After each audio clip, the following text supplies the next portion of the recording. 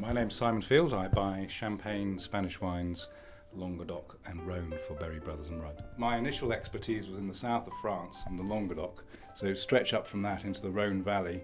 That's quite logical. Champagne has always been something that's fascinated me, and we've expanded that a little bit. We're now buying English sparkling wines, heaven forfend, and they're doing very well as well.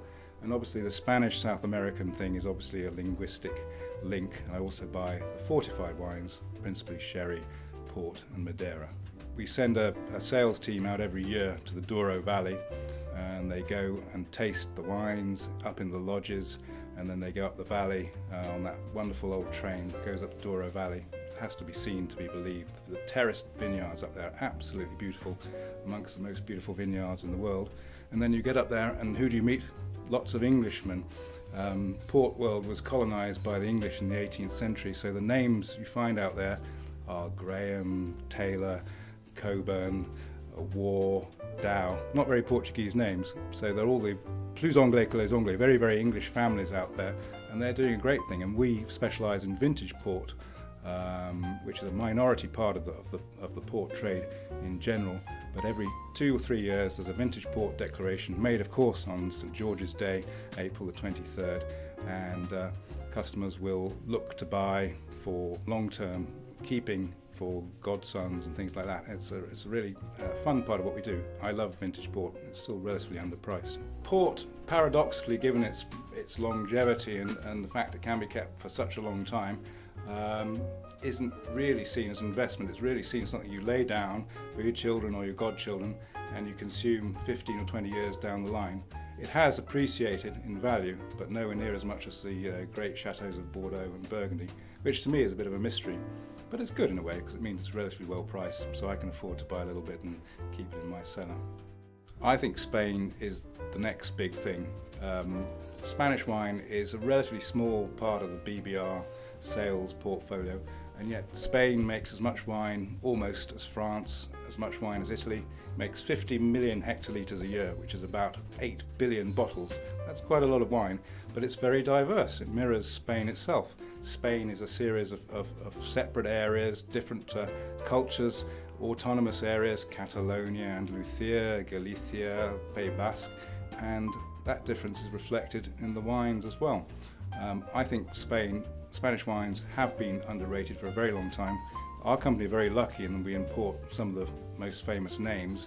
We import the wines of Vega Sicilia, which is a really well-known estate in Ribera del Duero, and we import the wines of a winemaker called Alvaro Palacios, who has single-handedly transformed the wines of the Catalonia region around Barcelona denomination, which is called Priorat.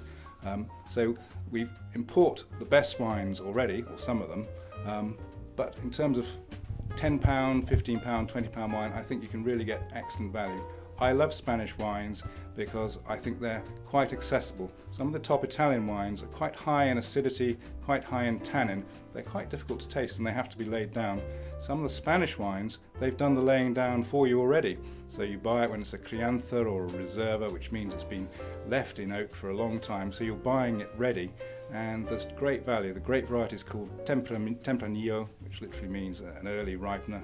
You look at it, it's very light in colour, and your initial impression, it's very, very soft, but then you taste it, it has a real power and backbone to it. I think it's hugely underrated, and you can get some excellent Riojas for really good prices. Berries do a Rioja under our own selection range, from Vinas Amethola, which we retail for £11.50. It's been aged for over 2 years in French and American oak. It's the most wonderful, creamy, rich wine, and something that goes well with a variety of foods, particularly obviously Spanish dishes, suckling pig, lamb and so forth. It's the wine that I drink at home regularly. Champagne is one of my favourite areas, but buying champagne is completely different. It's like buying a branded product. Champagne is dominated by 4 or 5 big houses, of whom the most famous are LVMH, and they treat it as a luxury good because that's what it is. The LV, of course, stands for Louis Vuitton. They're selling luxury goods. So they're selling a brand and they're selling it in huge volumes. This company have 20-25% of the marketplace. It's almost a hegemony going on between these companies. And we thought it might be a nice idea to dig a bit deeper to explore some of the growers, the smaller growers in the villages, to see what they were doing, to see if we could buy the wines directly. So we had a project at Berries 2 or 3 years ago, went out there for 2 or 3 weeks, 2 or 3 of us, just to investigate the potential of the individual wines. It's where Burgundy was 20 or 30 years ago. They used to sell the wines directly to the négociants, to the big houses, to the big cooperatives, and they were a little bit shy about selling directly, particularly in the export markets. Now that's all changing, so you can get really good value wines which show a sense of provenance, what we call terroir, show where they come from, and it's very, very exciting. I actually still love some of the so-called Grand Marques, some of the famous big houses, particularly the old family-owned ones which have a synergy with a company like Berry Brothers. I'm thinking of Pol Roger and Bollinger and Roederer, the big names. Pol Roger are on a high at the moment, obviously, because they were served at the royal wedding last week.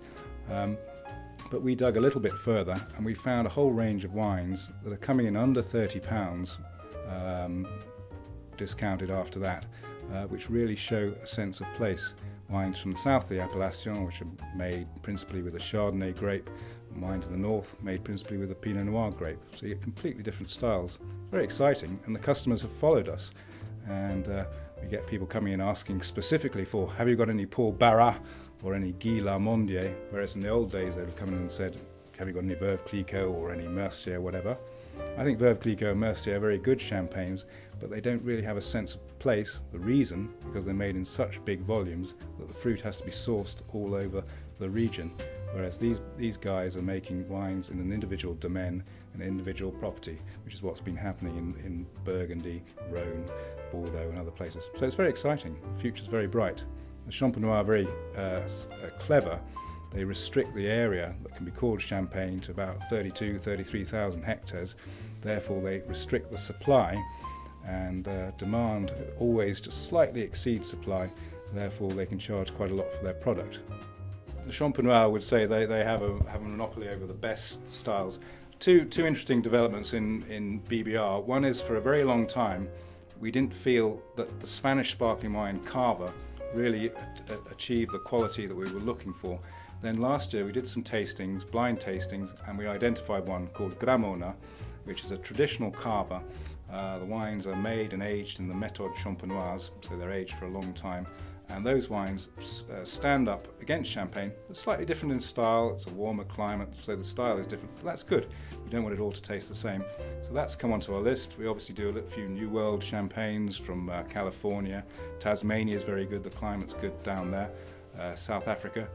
Obviously the big story is English sparkling wine. Because the Champenois restrict the area where they allow the growers to make the wine, some of the producers think, well, we need to diversify a little bit. So they've been buying land in the south, or they haven't actually been buying, they've been investigating land in the south of England, Sussex, Kent and so forth, because it has the same swathe of Portlandian chalk and limestone, so the soils are exactly the same. And if it's made in the same way with the same grapes, logically, as long as you don't get too much frost, or as long as it's not too wet in September, you're going to get a very similar style. And we're discovering more and more people are buying English sparkling wines. 3 best ones are Nye Timber, quite long established in West Sussex, Ridgeview, which is also in West Sussex, which at the Decanter Wine Awards last year beat some very, very expensive wines indeed in the blind tasting of sparkling wines over £10. And that's a Grosvenor Estate 2007, fantastic wine. And all the way down in Bodmin in Cornwall, ex-fighter pilot Bob Lindo makes a really good sparkling wine called Camel Valley. They're all made in the Champagne method, but they all have their own individual personality. So that's very exciting. Lots of land being purchased for this purpose. What will happen, who knows? But it's an exciting development, certainly. Watch out, the Champenois. The English sparkling wines aren't actually significantly less expensive. They tend to be made in vintage years only, so you're comparing them with vintage champagnes, so they don't compare with the non-vintage category. In terms of the Berries range, our stalwart wine from a Grand Cru site is our house wine, which we call United Kingdom Cuvée, UKC, and that retails at about £24. For a similar price, you can get this Ridgeview, which is a 2007, it's called Grosvenor, £25, but I suspect the price will be edging up since it won its accolade. Nye Timber wines are a little bit more, at about £30, So ironically, of all the wines we've discussed, it's perhaps the growers' champagnes that offer the best value. We do a whole swathe of growers' champagnes from the Côte de Blanc in the south to the Montagne de Reims in the north that are still coming in under £30, which is quite a challenge given the increases in duty and VAT that we've had to suffer recently. I think the English wine category is good. It's not necessarily good value at the very top because the cost of capital, the cost of labour and the cost of land are relatively high. If you want to buy cheap sparkling wine, buy mass-produced Cava or Australian sparkling wines, but you won't get a sense of terroir, individuality or winemaking. That's where the English wine makers are starting to compete with the Champenois, but the prices are not that modest, shall we say. For the house champagne, we do a house sparkling wine, which is divided between the Prosecco and wine from the south of France, which is a Crémant de Limoux. Again, it's made in exactly the same way as champagne, but with slightly different grape varieties, southern French grape varieties. Limoux is at relative altitude, so it's relatively cool. The wines have acidity bite, and they can last for a long time if they're matured well. Crémant de Limoux retails at £11. It's exceptionally good value. It's a good entry point sparkling wine, and then you look at the growers' champagnes, Berry's house champagnes, and then some of the Grand Marques, Bollingers, the Veuve Clicquots and Pont Rogers are perhaps over £30 these days. Still exceptionally good, but you have a real ladder of aspiration and taste discernment. One of my key jobs is to write tasting notes for the website. If you go to the homepage, you will see a wine of the day, change virtually every day, and you'll see a quite comprehensive tasting note, and you can drill in to get notes about the producer, a bit of origin notes, information about the wine specifically, food matching, all that sort of stuff. We get so many wines coming in all the time that every time I taste a wine, I make a note. When it comes into stock, I will try and retaste it, make sure it still tastes the same as when we bought it, which hopefully it does, otherwise there will be questions asked, although it'll be a bit more mature. And then the note goes up on bbr.com. I know that we've compiled a special mixed case of 15 wines for Jazz FM, and two wines I would particularly recommend are a Champagne and a Rioja. The Rioja is our Berry's own selection Rioja, which comes from Bodegas Amézaga, who are based in La Rioja Alta. It is absolutely classic benchmark Rioja. It's been aged for 2 years in predominantly American oak, a little bit of French oak to give it structure. It's got that wonderful classic Rioja profile, wild strawberries, creamy vanilla, rich, long, spicy, wonderful food match, and very well priced indeed, a good component of the case. And the other wine is our house champagne that we call United Kingdom Cuvée. I was responsible for sourcing this wine 4 or 5 years ago, a very long exercise. We did lots and lots of blind tasting, and eventually all the buyers were unanimous. The first time I've ever had this on this champagne. It's a Grand Cru. There are only 17 out of 300 villages in Champagne qualify as Grand Cru, and it's from the house of Mailly, so it's dominated by Pinot Noir with a little bit of Chardonnay to add a soft, fruity texture. It's a rich, savoury, powerful red fruit champagne that's been aged for 3 years, double the required minimum, and it's an excellent wine. Repays a little bit of keeping but drinking extremely well now. Go to jazzfm.com to find out further information about this mixed case, and I heartily recommend these two wines and of course the rest of them, even if I haven't bought them personally.